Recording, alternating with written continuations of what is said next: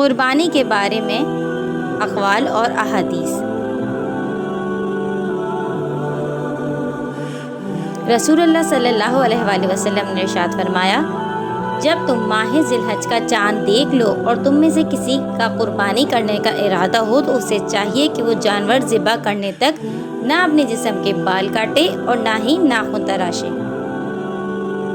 فرمان مصطفیٰ صلی اللہ علیہ وآلہ وسلم، جس شخص میں قربانی کرنے کی وسعت ہو پھر بھی وہ قربانی نہ کرے تو وہ ہماری عیدگاہ کے قریب نہ آئے۔ فرمان آخری نبی صلی اللہ علیہ وآلہ وسلم، اے لوگو، خوش دلی سے قربانی کیا کرو اور ان کے خون پر رضا الہی اور اجر کی امید رکھو، اگرچہ وہ زمین پر گر چکا، کیونکہ وہ اللہ پاک کی حفاظت میں گرتا ہے۔ مفتی احمد یار خان نعیمی رحمۃ اللہ علیہ فرماتے ہیں، جو قربانی نہ کر سکے وہ ذو الحجۃ الحرام کے شروع 10 دنوں میں حجامت نہ کرائے، بقرہ عید کے بعد نماز عید حجامت کرائے تو انشاءاللہ قربانی کا ثواب پائے گا۔ حدیث میں آتا ہے، جس نے اپنی قربانی پر ثواب کی امید رکھتے ہوئے خوش دلی کے ساتھ قربانی کی، وہ جانور اس کے لیے جہنم سے حجاب یعنی آڑ ہوگا۔ فرمان آخری نبی صلی اللہ علیہ وآلہ وسلم، بکری کی عزت کرو اور اس سے مٹی جھاڑو کیونکہ وہ جنتی جانور ہے۔ قربانی کا مقصد صرف جانور قربان کرنا نہیں بلکہ راہ خدا میں اپنی ہر بڑی قربانی کی تیاری بھی ہے۔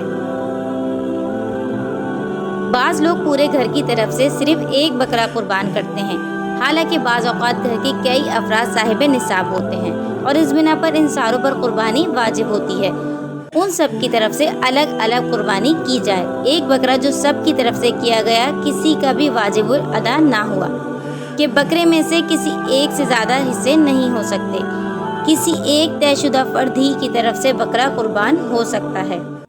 قربانی کی حکمت الہی پر سر تسلیم خم کرنا ہے، جو اسلام کا بنیادی معنی و مطلوب ہے۔ دوسرا عید میں خود کھانا اور محتاجوں کو کھلانا پایا جاتا ہے، اور یہ حکمت خود قرآن مجید میں بیان فرمائی گئی ہے۔ ترجمہ کنز ایمان ہے، تو ان کے گوشت میں سے خود کھاؤ اور صبر سے بیٹھنے والے اور بھیک مانگنے والے کو کھلاؤ، وہی قربانی قبول ہوتی ہے جس سے اللہ پاک کی رضا مقصود ہو۔ قربانی کے جانور کی عمر کتنی ہے؟ اونٹ 5 سال کا، گائے یا بھینس 2 سال کی اور بکرا 1 سال کا۔ فرمان امیر اہل سنت ہے کہ حج کی قربانی کا جانور ذبح کرتے وقت یہ نیت رکھے کہ میں اپنے نفس کو ذبح کر رہا ہوں۔ فرمان آخری نبی صلی اللہ علیہ وسلم نے، جس نے ثواب کی امید رکھتے ہوئے خوش دلی کے ساتھ اپنی قربانی کی، وہ جانور اس کے لیے جہنم سے رکاوٹ ہوگا۔ فرمان آخری نبی صلی اللہ علیہ وآلہ وسلم ہے، موٹی تر و تازہ قربانیاں کیا کرو کہ وہ پل صراط پر تمہاری سواریاں ہوں گی۔